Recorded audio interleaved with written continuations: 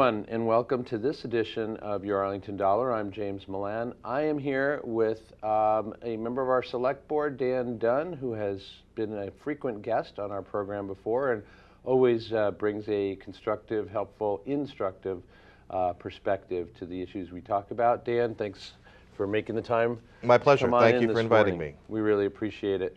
We're regarding this conversation as a little bit of a partner piece to one we recently had with Town Manager Adam Chapdelaine in the build-up to what everybody understands is going to be an interesting springtime when voters in Arlington here are presented with most likely at least an override, a structural override, long overdue in some ways, as we'll talk about.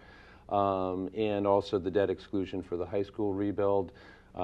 We were here to talk to you about, what the likelihood is that those two things will be combined in the spring, what kind of hit we're talking about, and then especially what is the thinking that is going in on the select board's from the select board's perspective. It's going into that balancing between voters, Arlington residents' appetite for such a hit to their property taxes versus the budgetary implications of not doing anything or rejecting, et cetera.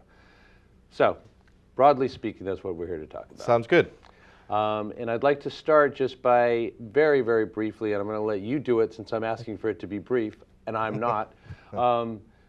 Very briefly, just describing where we're at and how we got here. Sure. So we are, first let's talk about the high school. We have perceived a need for a while that the high school needed work, and then we had an accreditation committee in specific that said, this building is subpar, you have to do work. And after we applied to the state program a couple times, finally got approved to get into the program, and then the town meeting and the voters authorized going into the exploration phase of that. And so they are picking through which option to renovate, and they at this point have chosen a specific target option of the renovation, and now they're doing more detailed schematics that would lead to better understanding of what the actual cost is. And so that means come spring, we're going to be at a place where we're going to have a good idea of how much the high school will cost, and it'll be time to say, should we build it or not? And at that point, we're going to put it, this one I feel very confidently, the select board, is going to put it on the ballot, and we're going to vote whether or not to build this high school. It'll be done with substantial state assistance. Exactly how much it's going to cost and how much the state's going to pay, all that stuff comes out, during the this exploration or this design phase that we're in now. So just to give people perspective, we're speaking now in mid-October, basically mid to late October, and what we're talking about we'll know these things by springtime. Yeah, March, April, May, we'll learn incrementally each month, but by the time we get to say May, we're probably going to know quite a bit more about what to do or what we want to do. Mm-hmm. So the other half is the operating override. And so of course, 7.5 years ago, the town voted to do an operating override at the time, and the commitment was we will not do an operating override for 3 more years. Now, 7.5 years ago, we had a series of things go well for us that made it such that we could that 3-year commitment could extend a lot longer. Including we went into the GIC, which is the state employment healthcare system, which really dramatically controlled our costs. We got more income than we expected from the state. The state started giving more. We also had more new construction than we expected in town, and that new construction increased our tax base. But our projections say that we're going to, because as has continued to be true, our expenses increase faster than our revenues do. We are going to, in the early years of that override, we saved a lot of money, and this fiscal year is the first year we actually started spending money out of that. So we've got this, essentially it's a big savings account, and we're using that savings account to kind of subsidize the town's expenses this year, next year, and the year after. And then the year after that, we project that savings account to be empty. And then the question is how do we prepare for that, and what do we do about it? Mm-hmm. All right, great synopsis. Let's start digging in then. You were saying that a bunch of things went our way. Yep. In other words, in terms of extending that, what initially looked like a 3-year override to, to now 7.5 years and counting, as you mentioned. A frequent theme on Your Arlington Dollar and in general public conversation here in Arlington is about how fiscally well managed this town is. What is it, aside from the good news and the good strokes of fortune in a sense that you have already alluded to, what is it about either the way that we have our budgetary process set up or the kinds of priorities that we, that are established and kind of uniformly followed, or whatever other explanation would account on the budget side for, again, for this sense that we are fiscally well managed? I guess part of the way that I would say, part of it is when you watch the way it is done and you see the decisions that are being made and how the decisions are being made, you look at it and you say, there's a sensible process about it and it's being followed well, and the people who are executing that process are doing it with some skill. And then once if you observe that, if you believe that that process is well designed and you believe that it's being well executed, then you can have a lot of faith in the end product that's coming out of it. And so, for instance, I'll say things like, this is going back several years, but at the same time, we were looking at how the town's different departments were interacting with each other and the things that they were doing that were overlapping with each other. And we could identify that the fact that everybody was using maps, but they weren't using uniform maps. And so we went through a budgetary process that added a GIS coordinator, somebody who is good at mapping software, and then we procured some mapping software, and then we started integrating the different departments' maps into that. And I think, and the result of that is things like when we can do a tree survey and we can identify what the town's assets are in terms of trees and whether or not we're renewing them at the right rates and things like that. Whereas 10 years ago, if we'd said, are we renewing our trees at the right rates? We would have been like, or do we have the right species? We just wouldn't have had any of that data. Mm-hmm. And so that's like just a little bit of an anecdote, but it kind of, to me, it's about seeing a problem and then adding a position to a budget is something you do with trepidation, because that increases, once you add somebody, it's often harder to remove them. But the willingness to do that because you can understand what's out of that to me is what is an example of good fiscal management. Mm-hmm. Yeah, and that is an excellent example, I think, to illustrate the fact that what you're talking about, I believe, is a confluence of, processes, as you say, that make sense. And then people that are really taking their responsibilities to represent the best interests of the residents, who are taking that seriously. Yeah. And then working together, and then finally a piece that's clearly implicit in what you were describing, this forward-looking, this understanding. I would describe that as a willingness to change the process or identify processes that are obsolete. So it's not just being able to build a process, but it's being able to recognize when that process has outlived its usefulness and it's time to do something different. Great, and in those kinds of situations, faith that common sense will prevail over, people wanting to hold on to things because, for other reasons. Yeah, right. And so perhaps an example there would be within the police department, seeing that the identity theft and cybercrime, reporting rates going really, again, 10 years ago, nowhere near what it is a problem that it is today. Mm-hmm. And then Chief Ryan and Town Manager Chapter making changes within the police department and the allocation of the resources such that there are people who are dedicated to working on that, because that is, again, I would call that a change in process, because it's, you're not doing the same old thing, you're responding to, and in some cases, trying to anticipate these changes that are happening. Right. So that is, again, a promising combination, but we also have, not on the flip side, but counterbalanced to that, is the fact that what we are talking about, and we haven't really said it out loud in this conversation so far, is if these things are combined. The best numbers that we've had from talking to folks who would know in town is that people can expect an average hit to their property taxes of somewhere 20% to 25% is the numbers we've heard. Yeah. First of all, let me throw that Yeah. at you and say, do you want to say that's not quite right? Yeah, or- that sounds high to me. I don't think that was. I don't think that's something that we would likely that we would go forward with. I mean, the high school. So let's talk about the size. Yeah. So the high school size, it isn't. It isn't fixed. The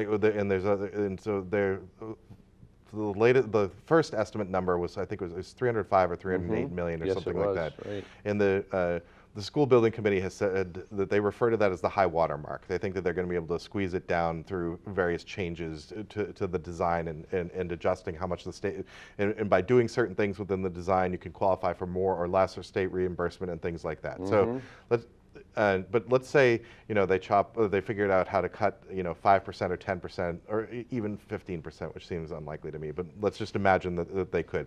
It's roughly the same size, so that's a relatively fixed amount. But now let's talk about the other piece, the operating override. We actually have a really wide range of numbers that we can choose for the operating override. And those numbers are driven in particular by two factors. One is which year do you do it, because the sooner you do it, the smaller it can be. And the next factor is how long do you want it to last. So if we say do it this year, or excuse me, in June, do it in a few months, and we only promise that it's going to last for 3 years, that number is significantly smaller than if we say let's wait 2 years and let's do it for 5 years, because at that point that number is really big. Right. You've just set the range, right, between the smallest and the largest number. The smallest being do it right away and do it for a shorter term. Yeah. The longest being wait as long as you can and do it for the longest term. And let's talk about a third factor that's on top of all that, which is what the service level as a town we want is. Because within both of those ranges, we could talk about whether or not, for instance, if we want smaller classes, or we want to say we want to increase spending in the schools, or if we say, actually we think we're spending too much on education relatively, and we should cut. Similarly with public safety or public works or any of those services. If we reach the conclusion that we would rather have less public safety spending, but and lower taxes, those also could marginally change the size of those numbers that we're talking about. Yeah. So as you say, there's this wide variability between what the actual number will be in the end. Interestingly, I would say that on the school side, while people who, again, are in positions to have the best information at the moment and also will be helping in the decision-making process, do say is that same thing as you've just said, that number that has been floated that we're aware of, which is over 300 million, is on the high side, everybody says and hopes. Interestingly though, the conversation that will be taking place until the actual final number comes in is predicated on this significant number of 300 million. Because again, like you said, until that gets replaced by the actual figure, this is the one that people are aware of. So I think that that's a place that the public conversation in town is happening around, okay, that number for the school, which again, I think for some people, no problem, because they've just moved to town, their kids are just starting school, they can see the benefits of this, or they're right in the middle of that process, whatever it is. And then obviously we have a whole bunch of other people in town for whom the quality of the high school and specifically and of our school system generally is much less tangible in terms of its effect on their lives. And but obviously you're having to fashion a proposal and also a message to get out there that addresses the one set of concerns, the other, and then everybody in between. So how do you gauge how can one gauge the appetite that the that Arlington residents as a collective might have, so that you can best assess. Again, you were saying it's likely the debt exclusion is quite likely to be presented. Yep. And then the question is, will the override be presented at the same time, Or down the road. big number when combined, right? Or further down the road? How are you guys trying to figure that out? Yeah, that is one of the gnarliest, most difficult, most complex questions there is, because and it's partly because we have things that are apples and oranges that don't really compare. For instance, school to public safety to public works to youth services to elderly services to, like there's this whole range of things. And if you tried to go, for instance, to each voter and survey them about like how much of each one of these things do you want, it's, it's an intractable problem in that way. And so I think that the way that we do it, that I think is one of the best ways, is to kind of describe a basket of services and say, this is what you, and one of the ones that people understand the most is the ones that we get today. We are getting we have a certain level of service that we're receiving right now in town. And so it's one way to talk about it is to talk to people about, do you want more or do you want less of this thing? And the answer is, of course, everybody always, you almost always will want more of something, but it isn't like, do you want to pay for more of it is really what the conversation is. And then how you have that conversation is you work through you do it over a long period of time, and you do it through all the institutions that are already available to you, and you do it one-on-one. So you're watching every vote at town meeting, and you're listening to every debate at town meeting. And when someone puts a motion up on town meeting floor to cut the school budget, you watch what happens, and you listen to what people do, and you listen to that discussion. And the answer is, you see it lose, and then you see the people who voted for it get voted out at town meeting, and you say, okay, there's a data point there that I can listen to about school funding. And then you go food shopping and you talk to somebody in the line, because that's where and then you go to the long range planning, you go to finance committee. You're always having these conversations, trying to weigh where that is in your head. Yep, that makes a lot of sense, and also echoes how the rest of us are, kind of getting our fingers on the pulse of where people are at right now. One of the things, as part of those kinds of conversations, that I also am having around town, and sometimes on camera with folks as well, would indicate that there are, on the spending side of the equation in terms of town, you've got services, and then you've got the personnel that are going to provide those services, and other things as well. You have facilities to keep up, and on from there. But just focusing for a couple of minutes on the services and the personnel question. One thing that has been noted is that over the last few years, some departments in town seem to have a real budgetary constraints around whatever growth they might have, while others there seem to be new personnel coming in, and those departments seem to be growing. How much how much does that, how much do you guys get in on the select board, get into the weeds of that? And what is the explanation, I think, for people who would say, well, why are we hiring, I'm not picking on the planning department, for instance, but, why are we hiring, why are we hearing 3 or 4 new people are hired in here, whereas I'm wanting, better, this or that. Yeah. So the selectmen probably aren't in too much into the weeds in that, but we definitely do. I'd say this is one of those questions I'm trying to figure out how far to go back down the process to think about like where the right way to answer this question is. I guess I would say that how about this?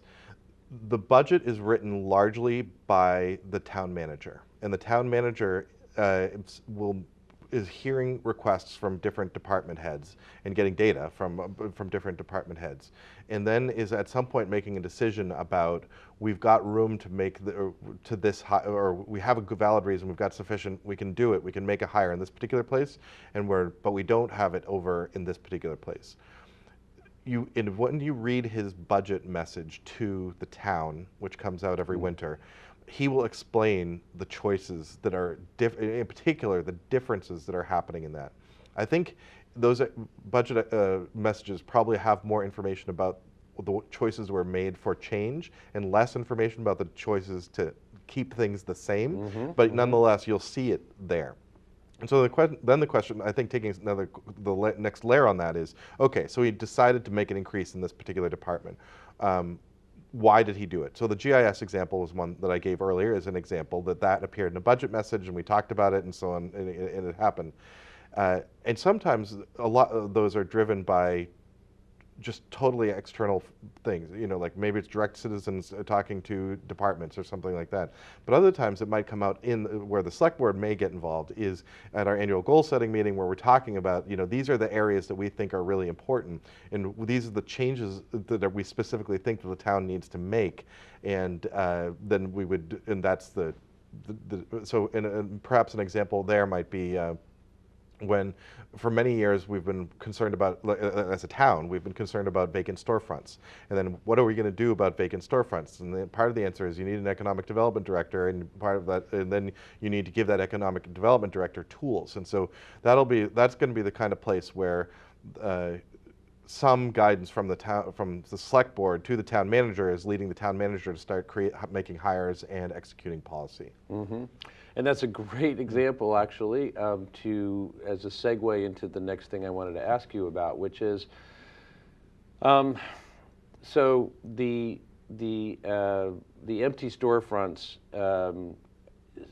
stand well as an example of the kind of thing that people would worry about, not only because, hey, nobody wants that in their town, but because of the fiscal reality that if we can't get, our commercial tax base up at all, then we are going to continue to be stuck in the situation where most of us are paying out of pocket. Those of us who are homeowners in town are paying out of pocket for whatever budget increases are required, et cetera.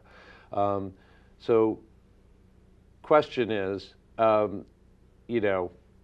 where do we stand, and where do things stand from the select board's perspective around this kind of almost, it seems like a quixotic idea, right? It seems like we're hoping and dreaming that we can find some ways to increase that commercial tax base, but we don't know of the specifics. And I think, again, talking to the folks who are not directly involved in the school system, or for whom they've lived here a real long time and they are feeling very squeezed because they're on fixed incomes or lower incomes. They are house rich, but income, if not poor, much less so.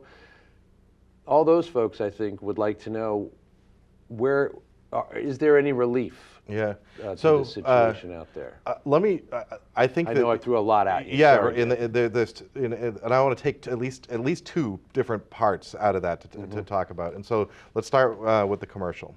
So I forget the exact number. Arlington's approximately 96% residential. Yep. It is over. It is, and that really limits, of course, as you've said, what we can do in terms of raising revenue. And one of the great comparisons is Cambridge, just because, they're our neighbor, but their financial situation is so dramatically different than ours. And a good part of that is because they have so much commercial. And so their residential tax rate is actually not that, despite how much revenue they have, their residential isn't that bad. And let me just interject that one of the most interesting parts of the conversation I had with Town Manager Adam Chapdelaine recently is the fact that also affects Arlington more or less directly, because you have so many people who are working in Cambridge where they're, it's not costing Cambridge a whole lot you know, per person who's working there, but they're living here and looking for services that anybody would in the place that they live. And so there's that disproportion, you know, that really affects us. But sorry for the interruption. Yeah, no, it's fine. And so, and we need to keep applying whatever policy tools we've got to increasing the commercial. And I'd say for one of the things that like one example would be the Brigham's development. That is an example of a commercial space that converted to residential, and that was a loss for us. Like we really, I wish that outcome could have been different, and we need to change our policies and change our zoning in ways that makes that harder to happen on the commercial spaces that we have right now. Have we begun to do that already? We've definitely done some, but I will say that getting zoning changes through town meeting is difficult. Town meeting is very, I think I think historically we haven't done as good a job as we could educating people about zoning changes, and I think that the fear of the unknown has shot some of them down. I think that we're getting better at the educating, and I also think that the reality of, you know, this tax situation and how it is related to residential is a problem. And so I would like in the long run to get us to places where on Mass Ave the town meeting sits down and has a real conversation, then at the end of it says the height limit should be a lot higher, 5 stories, 7 stories, something like that. Not which will change the character of our, you know, of our neighborhood, you know, the heights and the center and the whole the spine capital. of Arlington. Exactly. That is Mass Ave, right? But not necessarily. And I don't see any appetite for saying, you know, up by, like, you know, Sunnyside neighborhood, let's make it, let's change that too, you know. And I just picked on that at random. Right. Changing the neighborhoods is probably a lot. I mean, it doesn't make sense. There's just no reason to do it. But changing the parts that already are business districts and making them larger and more successful, and figuring out more square footage out of them and more valued companies, that is definitely the type of thing that we need to be working more on. Yeah, so you were saying that basically such an idea as you were just postulating about, you know, increasing the height of buildings along Mass Ave would allow for much more mixed use of such buildings between, you know, perhaps adding residential spaces to some degree, but also making it easy, you know, making commercial space more available. So, and I'll go a step further and say, so like, I like mixed use and I'm glad that we have it in our zoning and there are places where it's good. I'm actually talking about pure commercial. Like, okay. Yeah, so, I mean, sure, mixed commercial is fine in the right place, but I actually say, commercial, like we need more square footage. We need more, you know, we need office building. We need more businesses. We need to change it such that it's 96 to 3 to 1, where it's like 96 residential, 3 commercial, 1 industrial. And we want to change it such that, you know, if we can get it to say, you know, 80 to 19 to 1, that's going to make a huge difference in our tax situation. Well, thanks for that clarification. Yeah. I mean, that really is just both more concrete and relatively novel for what we've heard in terms of somebody willing to stake a claim and saying, no, let's build taller buildings and let's make them office buildings. Yeah. And let's get, you know, really look to increase that percentage, as you said, of commercial tax base relative to residential in some kind of dramatic way. Yeah, and I think, and well, that is not the only answer, but it is definitely, it's one of the possibilities that's open to us, and we need to, I think, talk about that and other ones, and then talk about how do we as a town want to change, because as we know, like, or at least I think we know, I mean, I know, static doesn't work. We are going, like, the situation around us keeps changing, and we can't just keep doing the same thing in terms of revenue and in terms of expenses. And so we're going to change. So we just have to figure out how and in what ways we want that change to happen. If we don't do anything, what's going to happen is that we're going to keep gentrifying ourselves. We're going to have people who are being priced out of town because they cannot live here anymore because we keep raising the taxes, and it will become, you know, this we need to provide these services, and that and so that's why we're raising the taxes. We're not, you don't do it just for fun. You do it because you're trying to pay for something that you think is really important. And the downstream consequence of that is the people who are on the edge, they can't afford it, and they find somewhere else to live. And so if we do, quote, nothing, that's the direction we're headed. And so if we don't want to go that way, we're going to have to do something else. And that's where you start talking about things like commercial and different and changing zoning. Mm-hmm. But all of those kinds of changes that you're talking about obviously are things that can only happen over some period of time and will take even longer period of time to come to fruition in a way that will really impact people's lives here and their pocketbooks. Yep. And so counterbalance to that, of course, is the fact that, again, to return to the reality of this moment, we are looking at, again, a springtime 2019 decision on the part of the voters at minimum, from what you were saying, around the debt exclusion for the school. And then, so what, go ahead. So I actually, you had asked a question a bit ago that I said had two at right, least exactly, things I and I thought maybe commercial was only one. I diverted, right? Yeah, I definitely okay. diverted you, and then I was like, I think you were just addressing in terms of the income inequity. But anyway, that's exactly where I wanted to go to. So one solution there is changing the shape of the town's tax base commercial. Another, and this, and then I guess another angle on it, and this one is more immediate, is you look at those people who are on the edge, who are at risk of being pushed out. And if you look at some of the data, for instance, in Arlington's housing production plan, it points out that the largest chunk of the people who are on that edge related to taxes are actually the elderly. Mm-hmm. And the good news about that is that the elderly is actually, property taxation of the elderly is one of the few places in Arlington where we have flexibility granted to us by state law that we can change how that tax is distributed. So for instance, you can imagine, like for instance, the federal income tax, of course, is graduated. The more you earn, the higher bracket you're in. We don't have that flexibility in Arlington. It is a flat rate. You have to apply it evenly to every house. Mm-hmm. And so we have definitely been thinking about this problem, not just this year, but for many years, about how to manage that. And we have, I would say, I believe like the last 3 town meetings, and certainly some before then, we've put forward proposals that give some relief to eligible seniors. And so, for instance, the most recent one was we petitioned for a special state law such that we can change the minimum income level at which an elderly household will qualify, and we will raise that level such that right now only the most poor elderly were qualifying for the program, and now we can make it such that there's more. Is this known as circuit breaker? This one isn't the circuit breaker, and okay, I'm currently struggling I can't remember the name of it right now off the top of my head.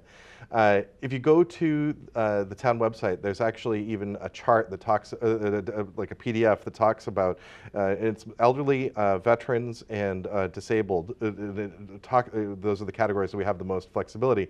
At what income level you qualify for what? Because there's, at this point, we've created, like, I think there's at least 5, and there's a couple others out there that programs that you can they qualify for, but and it does get, unfortunately, a little bit more confusing than I'd like. But which level and which for relief for that? Right, it's really gradated, over, like you said, a number of different levels, and so somebody would have to, look at that and see where they fit in. Right, like this person might qualify for like all 5 programs, but this household might only qualify for 3 of them, and yeah, so that is something that we also spoke to the town manager about, and one thing that we were curious, and I'm just going to throw it at you as well. I've been throwing the kitchen sink at you so far, and I appreciate your patience with that. But is the fact that yes, you're very well aware of the fact that yes, you can't just be helping the people who are the poorest, as we said, among the elderly population or the other populations that you have flexibility around. But then there are, because there are so many more people who are on just the other side of the line that might, qualify them for one or more of the 5 programs you were talking about. There are a bunch of people who are well off enough to not qualify for such things, but not so well off that this isn't going to really have, that raising their property taxes by X amount isn't going to have a real direct effect such that they feel like, can I live here? Do I have to move? So we had asked Adam Chapdelaine what ideas are on the table as far as the town manager is concerned. Let me ask you the same thing. So I think I can answer that one, but I think that there's one other. I just want to say that we all, when we go to that ballot box and we vote on that override, we're all making that decision about the effect of that tax override or the tax increase. So when we are all saying when we approve it as a majority, we're saying these benefits, these services that we're getting are worth the pain that it is going to cause both me, as a taxpayer, and my other fellow taxpayers. And so the selectmen or the select board, the role is to set which question gets asked. So we we write the question that the voters are the ones that they actually vote yes or no. But in the end, it really is they are the ones who get to decide whether or not we're all going to share that pain or whether or not we're all going to forego those services. And so it's a real responsibility, but it is but I don't think on some level it is unavoidable, this thing that you're talking about, that there are going to be people who feel pain because of that tax increase. We can try to mitigate it in many different ways and try to mitigate the worst and the most extreme cases or the most inappropriate cases but in the end, there is a tax increase and there's just no way around that. Yeah. Well, I think that of course you're right, but I could imagine a scenario, for instance, in which a lot of the vote goes through and it's a yes. Yep. But it's not a landslide yes. Mm-hmm. It's a solid, but not in.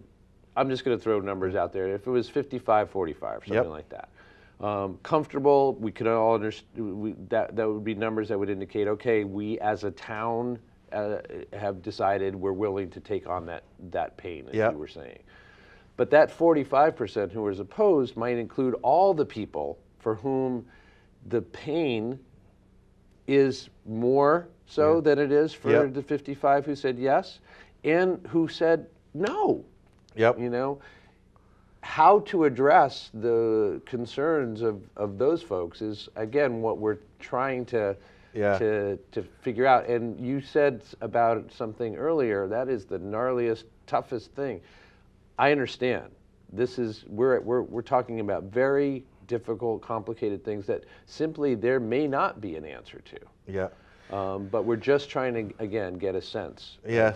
So if it is taking your 55-45 example, in that 45, there are going to be some people who simply don't.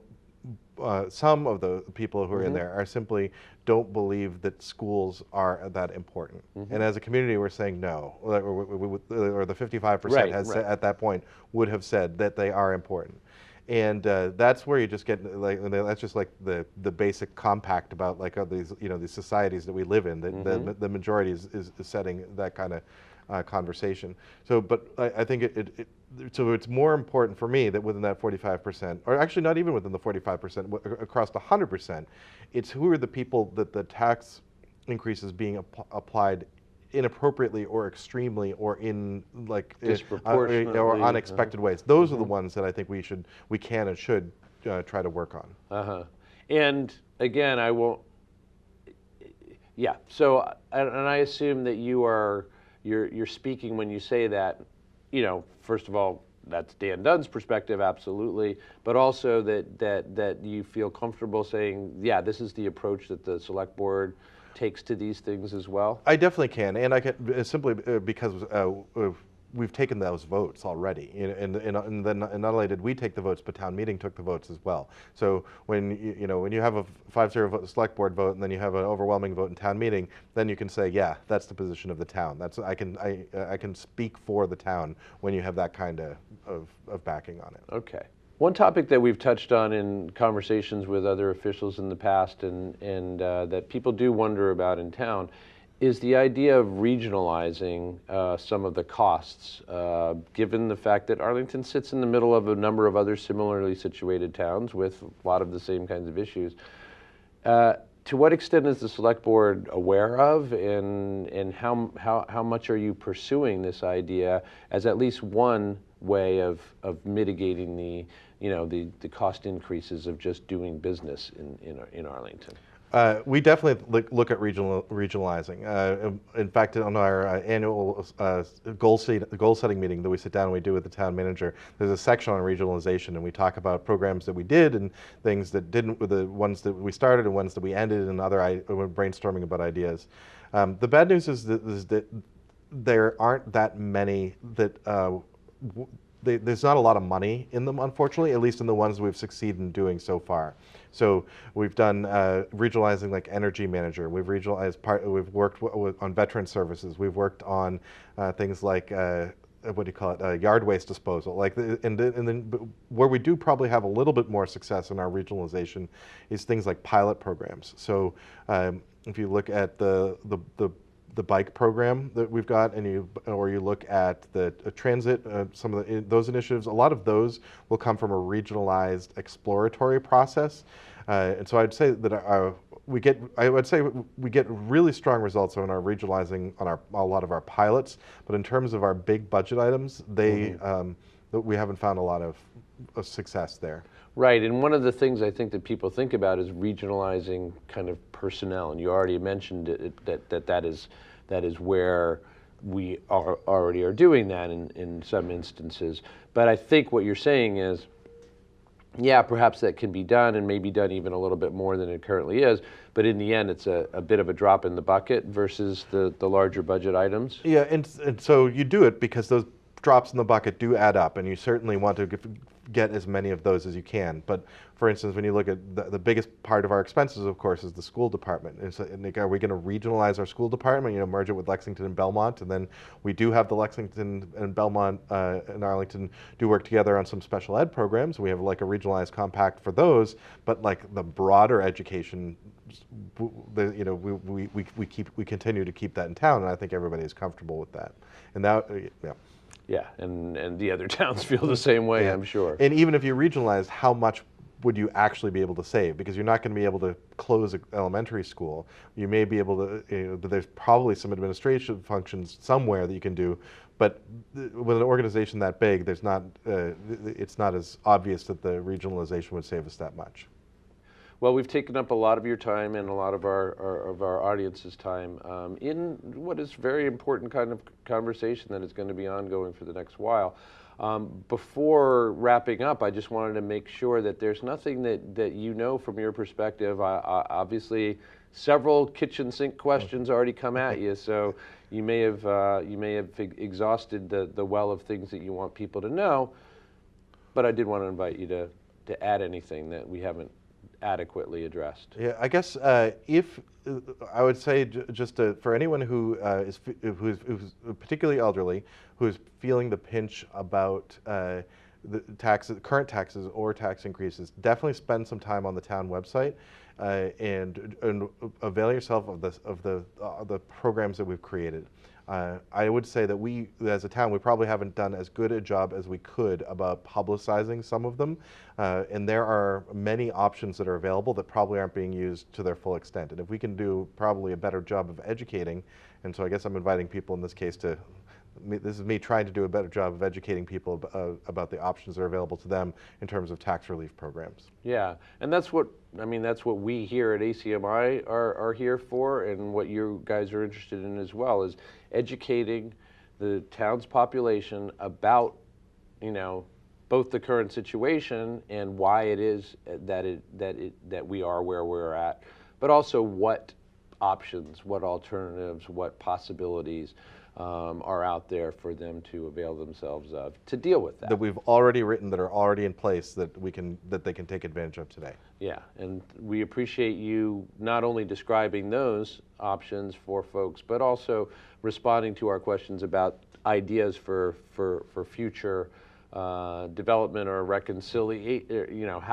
figuring out how to reconcile this situation in which obviously we often refer to it as a good problem to have, which is continually escalating property values in this town, but also the implications of that for folks who don't have the luxury of just sitting back and enjoying watching their house price go up, but instead have to be paying property taxes on the front end and also just figuring out how to make fixed or lower incomes work, et cetera.